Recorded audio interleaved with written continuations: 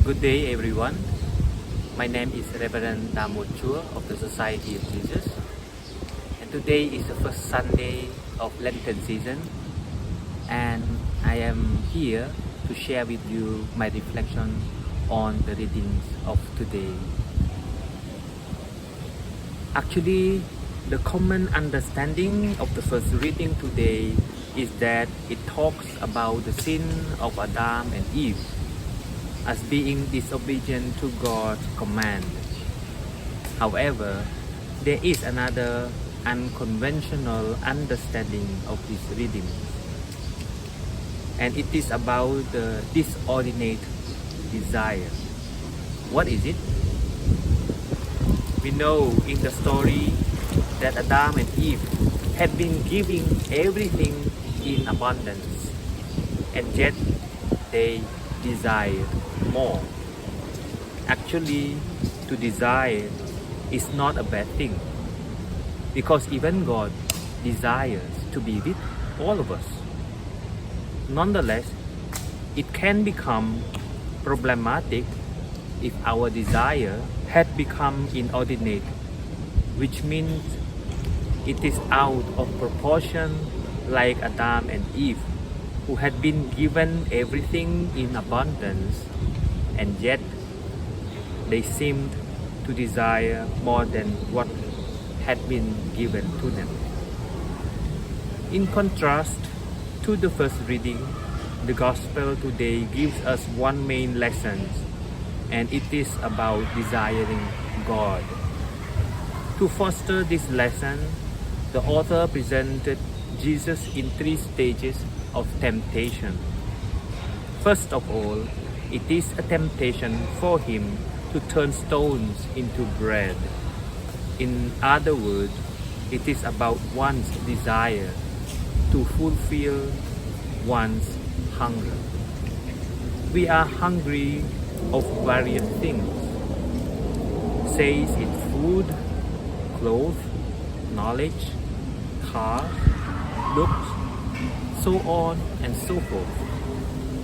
It is normal to desire all these things, but it can mislead us if they had become the sole driven purpose of our lives. However, Jesus taught us that one thing which all of us should desire, and that is God. God alone should suffice.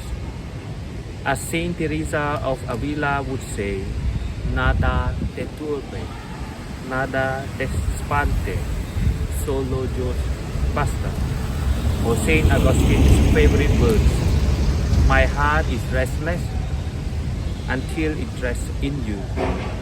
It is God alone who can fill our heart and who can satisfy our unquenchable desire or unquenchable hunger. Secondly, it is a temptation for him to jump off the temple's roof to show to the public that the angel will come to his aid.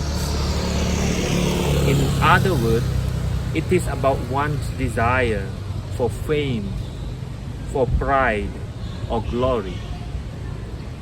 We seek fame for various reasons, say it for praise or for recognition. It is normal to desire praise and recognition, but it can harm our life if it overshadows our own worth as a child of God. In the competitive societies, this desire for praise and recognition had taken countless lives due to one's feeling of worthlessness and unwanted. Jesus taught us to be humble otherwise. To be humble doesn't simply mean that I don't deserve to be praised or recognized. Rather, it is in true gratitude to God that one can be humble. Last but not least, it is a temptation for him to worship Satan to obtain power. All of us desire power. We want to be heard. We want to lead, we want to command, and we want others to obey us. However, great power comes with great responsibility, and Jesus chose that part of responsibility by turning back to God, who is the source of all powers. I believe that all of us have, in one way or another, some level of power in our hands. How are we going to use it? Is it to terrify others or to help others grow and prosper? These three stages of Jesus' temptation open a way for us to reflect about our lives as we are entering into this Lenten season. Had our life been putting God at the center or otherwise? This is a fundamental question which we are to ask ourselves in this Lenten season. I wish you a grace-filled and grateful Lenten season ahead as we are marching toward Easter.